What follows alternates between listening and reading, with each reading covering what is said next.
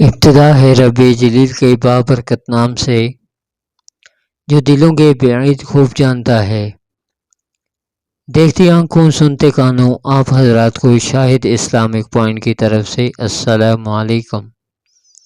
ایک دفعہ کا ذکر ہے کہ کسی علاقے میں ایک کسان رہتا تھا۔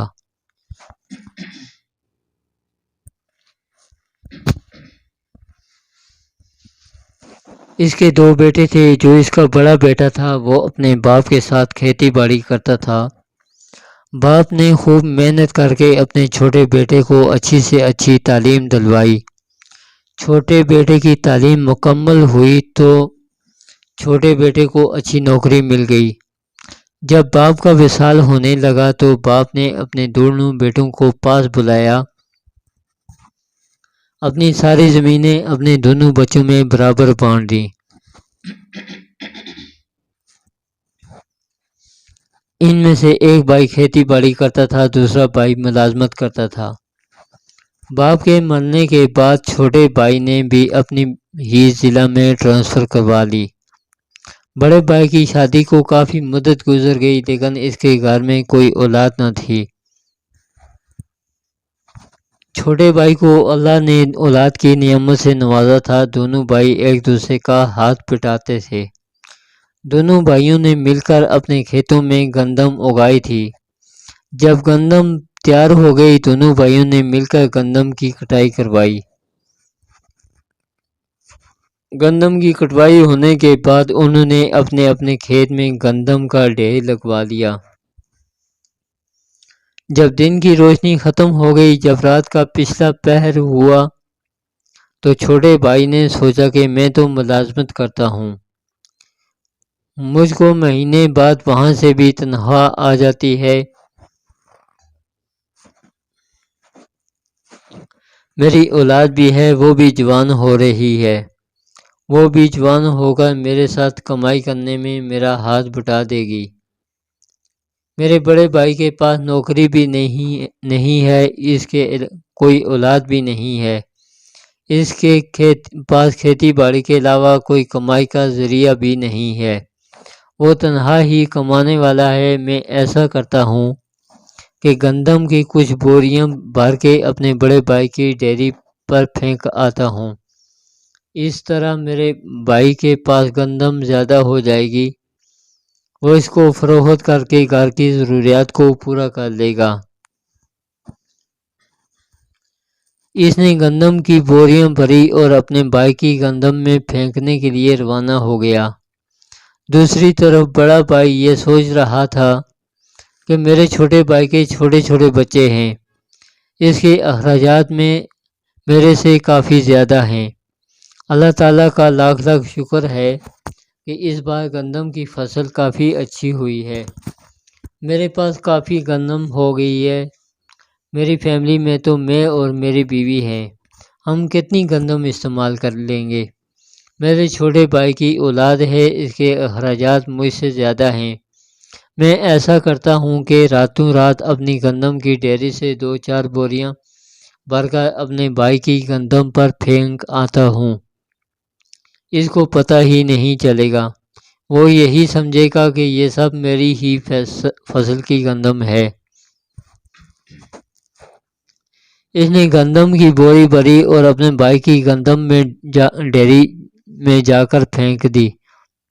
جب دونوں بھائیوں نے گندم کا وزن کیا تو دونوں کی گندم اتنی ہی تھی، وہ اپنے بھائی کی گندم میں بھی گندم پھینک آئے تھے، لیکن گندم اتنی ہی تھی کیونکہ بڑے بھائی نے چھوٹے بھائی کی گندم میں اپنی گندم پھینک دی اور چھوٹے بھائی نے بڑے بھائی کی گندم میں بوریاں پھینک آیا تھا۔ اس وجہ سے دونوں کی گندم کا وہی وزن رہا تھا جو پہلے تھا۔ دونوں ہی بھائی تنہا بیٹھ کر یہ بات سوچ رہے تھے کہ یہ کیا ماجرا ہے۔ چھوٹے نے سوچا کہ میں نے اپنے بڑے بھائی کی گندم میں کافی گندم پھینک آیا ہوں، تب بھی میری گندم وزن میں اتنی ہی ہے۔ دوسری طرف بڑا بھائی یہ سوچ رہا ہے کہ میں کافی زیادہ گندم کی بوریاں اپنے چھوٹے بھائی کی گندم میں پھینک آیا ہوں، لیکن میری گندم کا وزن اتنا ہی ہے۔ اسی سوچ میں دوسری رات ہو گئی۔ یہی سلسلہ 2-3 راتوں تک چلتا رہا۔ ایک رات ایسا ہوا کہ چھوٹے بھائی نے کچھ گندم اٹھائی ہوئی تھی کہ بڑے بھائی کی گندم میں رکھ آتا ہوں۔ دوسری طرف بڑے بھائی نے بھی گندم اٹھائی ہوئی تھی کہ میں چھوٹے بھائی کی گندم میں گندم رکھ آتا ہوں، تو دونوں بھائیوں کی آپس میں ملاقات ہو گئی۔ بڑے بھائی نے چھوٹے بھائی سے کہا کہ چھوٹے بھیا، اتنی زیادہ گندم اٹھا کر کہاں جا رہے ہو؟ چھوٹے بھائی نے کہا، بھائی میں نے تو وزن اٹھایا ہی ہے۔ میرے پیارے بھائی جان، آپ بتاؤ، آپ نے اتنی زیادہ گندم اٹھائی ہوئی ہے، آپ یہ گندم کہاں لے کر جا رہے ہو؟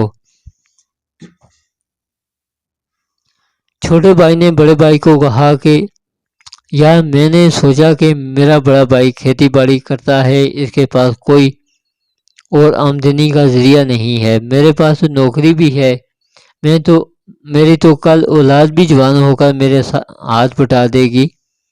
میرا بڑا بھائی اکیلا ہے، اس کی تو کوئی مدد کرنے والا بھی نہیں ہے۔